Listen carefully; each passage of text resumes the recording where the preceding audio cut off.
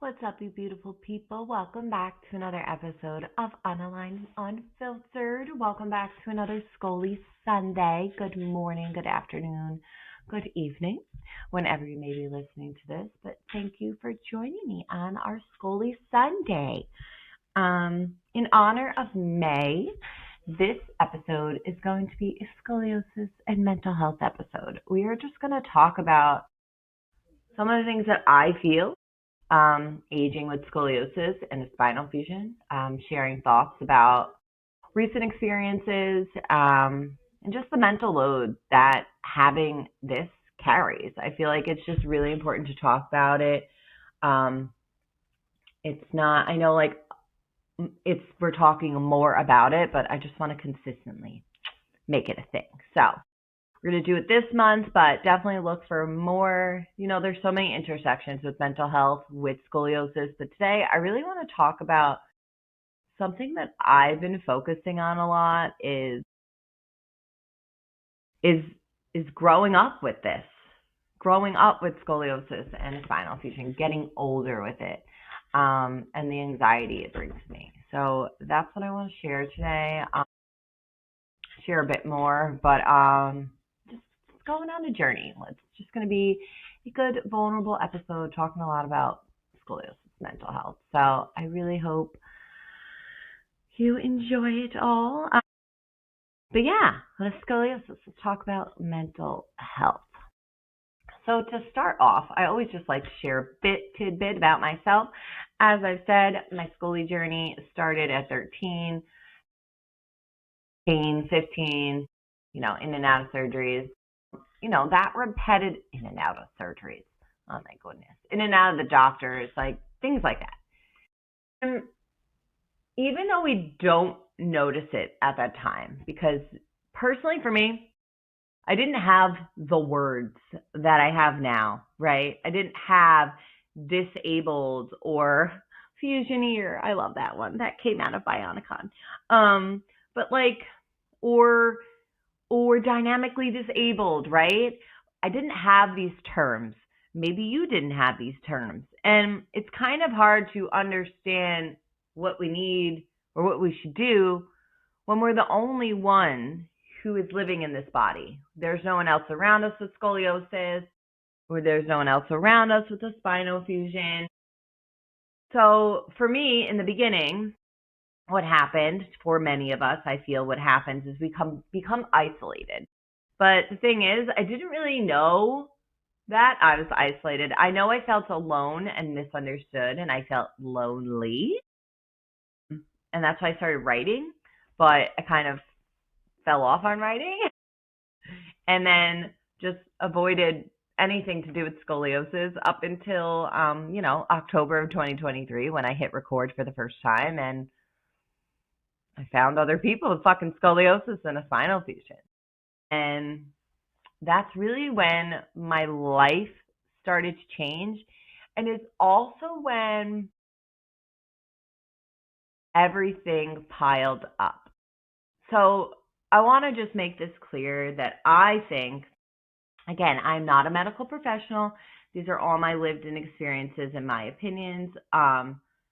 I share them to share insight, so it maybe will help with your own journeys, but please know there's so many different stories and journeys out there. I just share mine to maybe shed some light.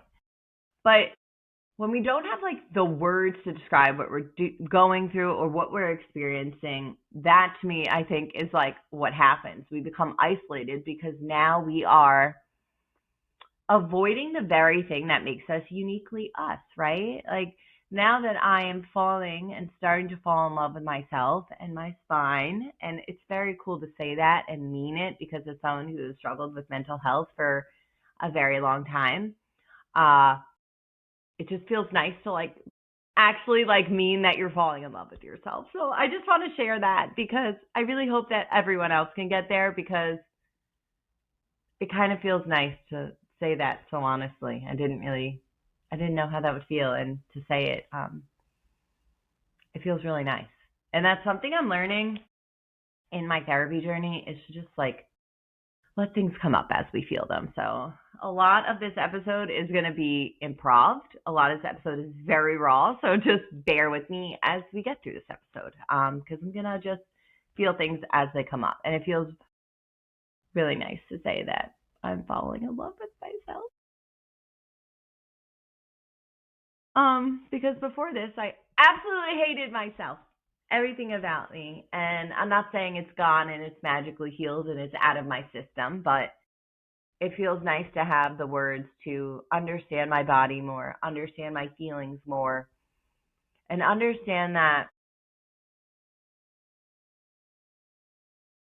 I can get myself through this journey.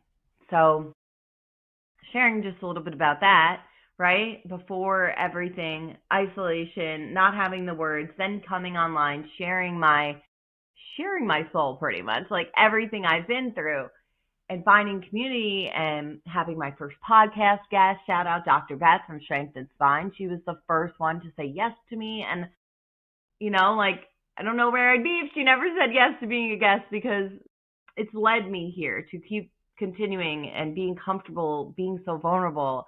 And while it was great to find community and it was great to finally be talking about it, I don't think I realized that I opened floodgates.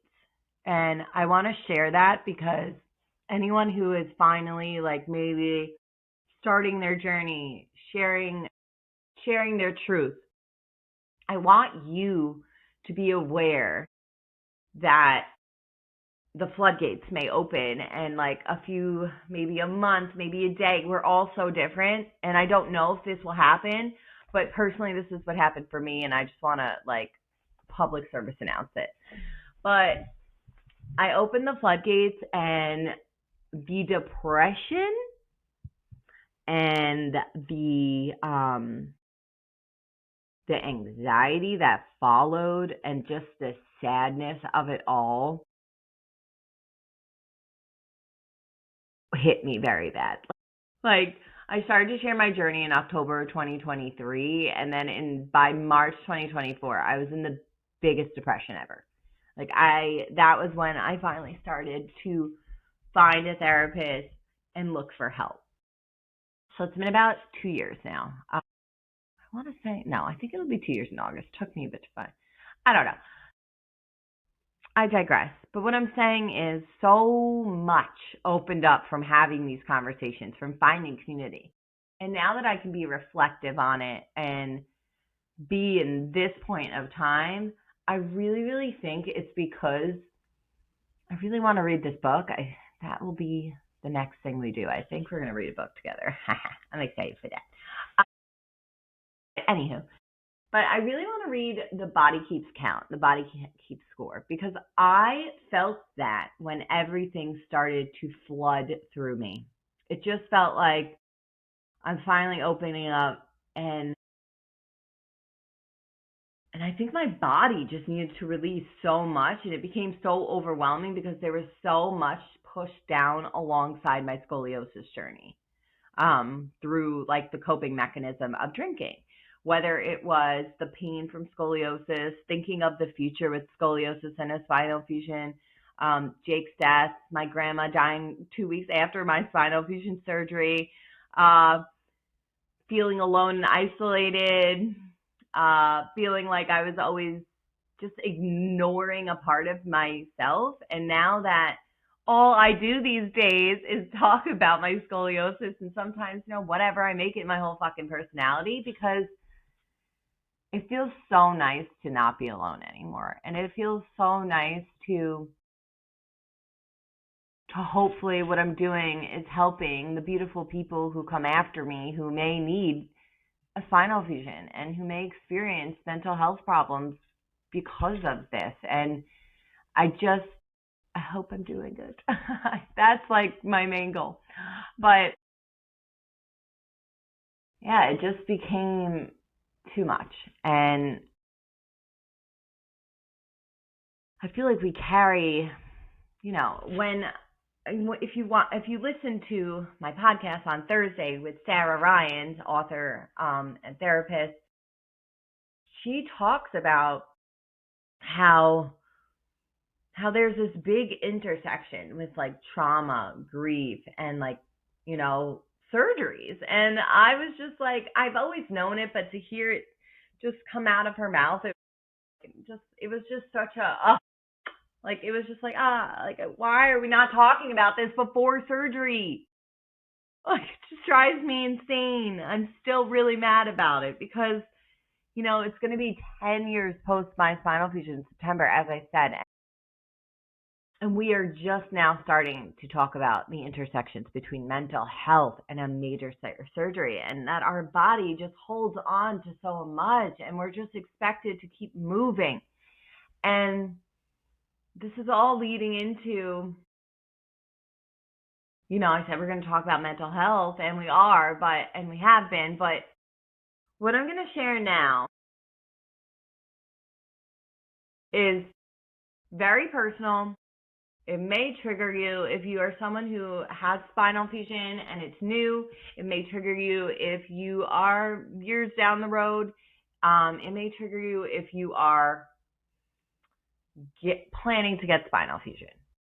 But what I will say is that I think it's a very valid thought to have. It's a thought that I've had, and I'm going to share it. So recently, my biggest issue is mental health with scoliosis, and a spinal fusion is getting older with it. And it's great. I know we need a workout routine. Like, that is the most like obvious thing that I have learned from joining this community, is that we really, really need like a routine and something specified to our scoliosis and our curvature to help with the progression and the pain. And while that's great, it's obviously taking me a very long time to get consistent. If you've been following me on social media, and if you have listened to the pod, you know that my number one question is like, what gets you motivated? Blah, blah, blah, blah, blah. And I don't know. I'm just going to get it. Like, let's just talk about it. So the other night, I was doing a movement. I was on my knees on like for laundry. Like, I was on like my knees. The couch was like here. The laundry is on the couch. And I was just like going through stuff. And I had moved a little bit. And I moved to the left a little bit, which is the side of which, God, they always get me. Whatever. It was on my left side. And all of a sudden, I felt my equipment move, but I felt like muscle move. And and then it made me extremely nauseous. And I started hysterically crying.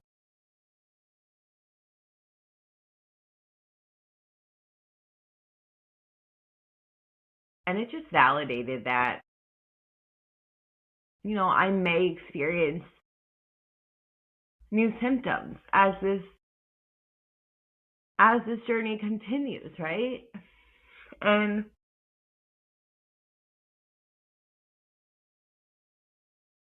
I can't believe I'm crying. But you know what? I'm so done with pushing shit down. So welcome to Unaligned and Unfiltered, people.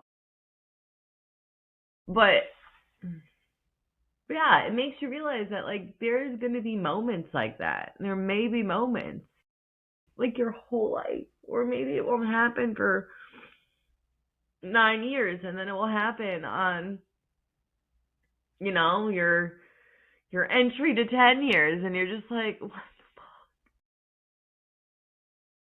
And I just want you to know you're not alone with like being scared or being anxious of these feelings, but there is stuff that we can do. And the first thing that I did was, okay, I need new imaging. I need this for myself so I know that my equipment's okay, that I'm okay. So that was the first step I did. And I shared that appointment, which is like, if you've listened to that episode and you see how I'm feeling now, you can understand how pretty angry I was that day, because this is the person who went into that appointment. This is the person who was proud that they rehearsed for why they were going there, okay? So that's what I mean when we have to just take care of our patients better. But I digress. What I'm trying to say is these are valid feelings and there are things that we can do. Dr. Beth talks a lot about like strengthening our spine, strengthening our abdomen muscles. Like it's something I miss working out so much, and I don't know what's keeping me. I think it's my own mentality keeping me, but I also am proud of myself because I've gotten like my drinking under control. So like it's like, okay, that needs to happen first. I'm in therapy, and like hopefully the momentum and the consistency of just like my brain moving for my body will become more easily into a routine. But I've also shared that I have ADHD, and we thrive on routines, but we're terrible at making them. Also kind of hate routine. Do we thrive on routine? I may have fucked that up. Don't listen to that. What I'm trying to say is like I also have ADHD personally, and that gets in the way of like creating structure for my spine and my health, right? And whatever. What I'm saying is there are things that we can do. We can look into strength and spine if you want to start moving your body with one-on-one. She also does group classes. There's also Dr. Laura. She's absolutely amazing. She talks a lot about scoliosis and pelvic health. She does have a spinal fusion herself. So if you're looking to work with someone with a spinal fusion, Dr. Laura has a spinal fusion. Dr. Beth is very well versed with scoliosis and spinal fusion. She just doesn't have a spinal fusion herself, but she is amazing. They're both really amazing. I just always like talk about them. And then we have Allie from Haven Wellness Pilates. If you ever want to look at, movement there. Then we also have Fanny from Fuse Not Fragile Fit. And she just made a website, so she has that. I will put that. I'm going to put all their stuff. But I'm just sharing that there are people out there who are moving their bodies and showing that we can do it while they also talk about, these new symptoms presenting. But I wanted to sit down because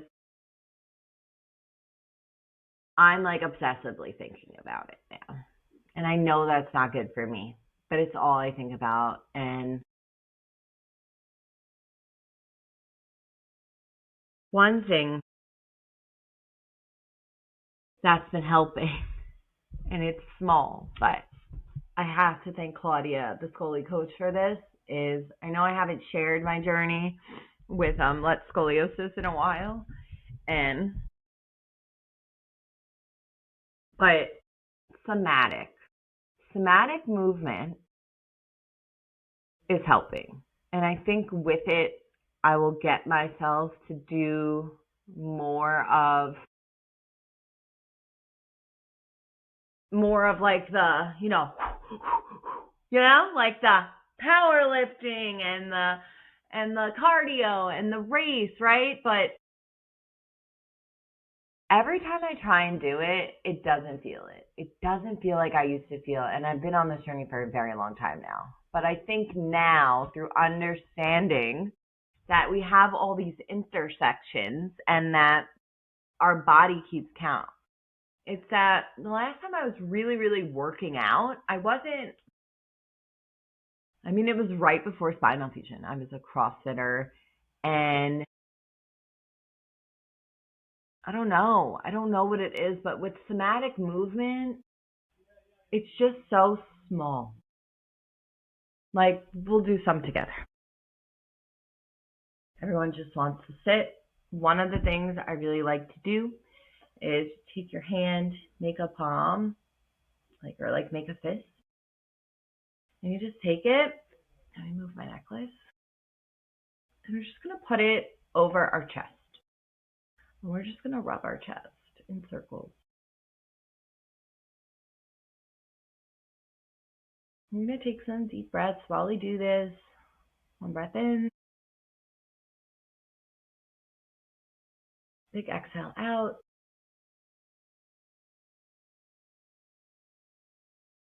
Big exhale in. And exhale out.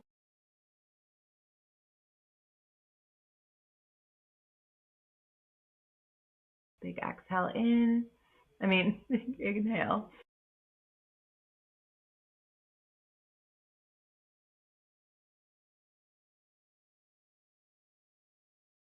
And it just like kind of releases.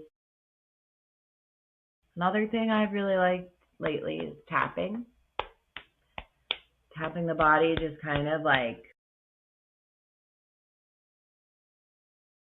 I'm not a professional. I'm just learning all of this. But what I can say and what I feel when I do these movements is that I'm just coming back home to my body, and I don't think I've been there in a very long time. And I think it's very important for us to do that, because this whole thing, body and mind, we're connected, and we just need to find a way to tell ourselves that we're safe in this body, no matter if it has scoliosis or scoliosis and a spinal fusion. We're safe in our body, and we have to trust ourselves, the decisions that we've made for ourselves and the journey that we're on.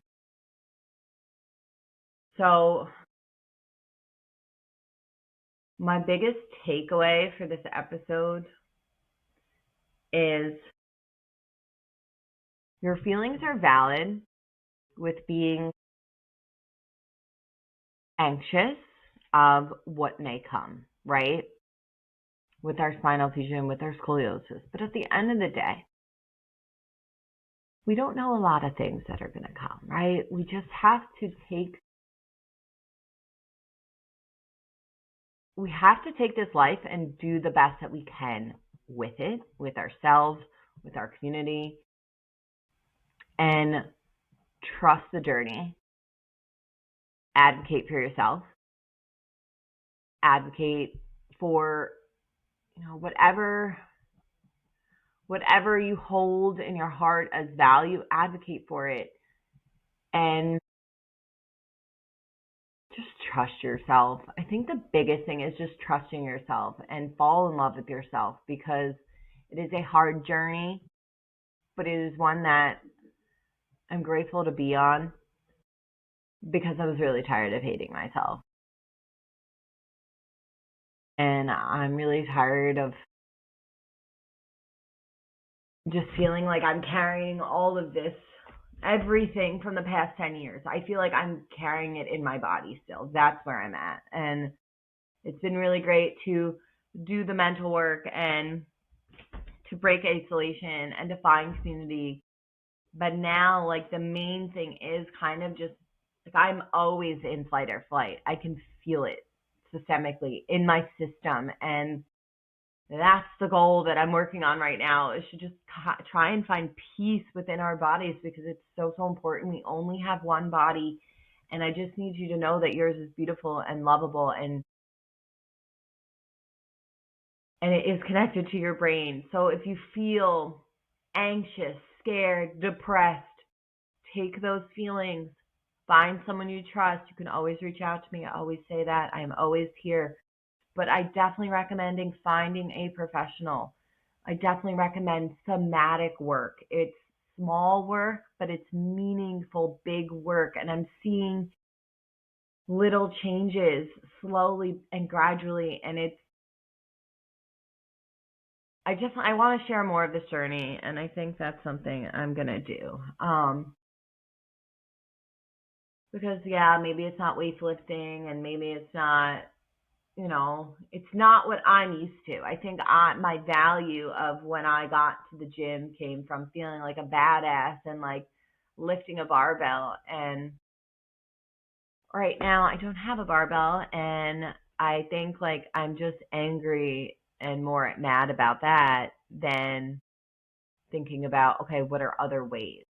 And when Claudia introduced somatics, I was like, wow, this is nice. When I like have been doing it, I'm like, this is nice because you're just with yourself. I think that's the coolest thing. Like, there's no pressure. There's no comparison.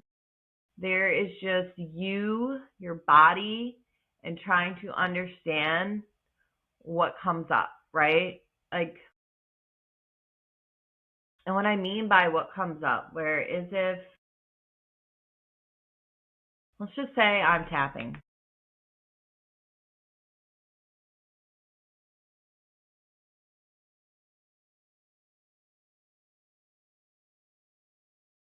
I know you could do this one. This one I just learned, but I'm pretty sure you want to start here and drag it.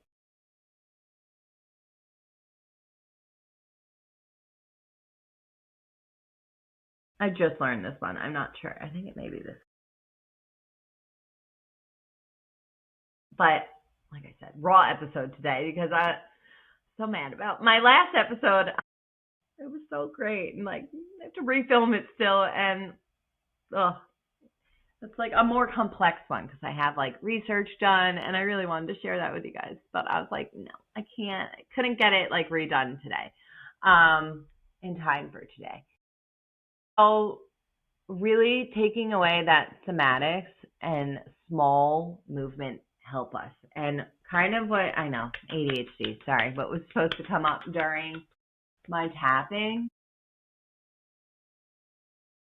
Like you kind of just want to feel what's activating, right? Like what it is. Like for me, a lot of the time it's my gut and my heart. And I feel like when it's the gut personally for me, it's like I know. Like our gut's like our second brain. So I feel like this is getting messy. But what I'm trying to say is somatics has really helped me. It helps you go in tune and back inward with your body so you can listen to things that are coming up. So you can, I don't know, be more prepared. Like I feel like sometimes it may even help with like my panic attacks. Like because usually what happens for me with a panic attack is that they're completely out of left field and they come out of nowhere, right? But the truth is with the panic attack and like with the research I'm doing, it's like it was there and it was just building up and getting ready for the moment because of the anxiousness. Our body's in flight and fright. We're maybe not feeling trustworthy in our body and ourselves. We're worried about the future, so we're not in the present moment. All of it's connected. And what somatic does is it brings you back to the moment and kind of lets you take your body and your mind on a roadmap to how you're feeling. And I think that helps with lessening panic attacks because we're listening to our body. Because a lot of the time, what is a panic attack? Personally, for me, I have heart palpitations. I'm sweating. I genuinely believe I'm fucking dying. Shortness of breath, you name it. Like my nervous system is fucking shot. So I would just really like to recommend somatics.